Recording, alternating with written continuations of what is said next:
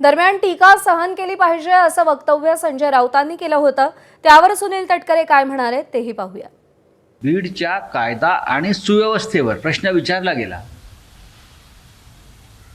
आणि त्यावर त्यांनी मौन बाळगलं।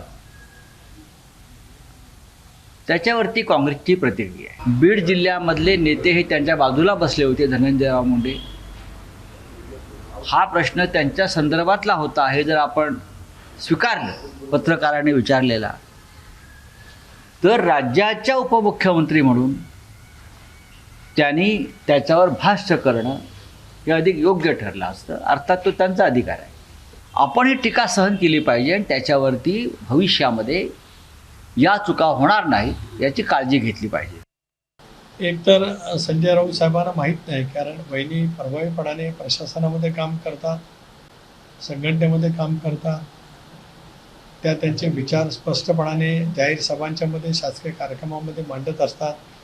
अनेक वेळेला पत्रकारांशी सुद्धा त्यांचा संवाद त्या ठिकाणी होत असतोच। त्याच्यामुळे आता संजय राऊतांच्या अशा कुठल्या फुकटच्या सल्ल्याची आम्हाला आवश्यकता नाही।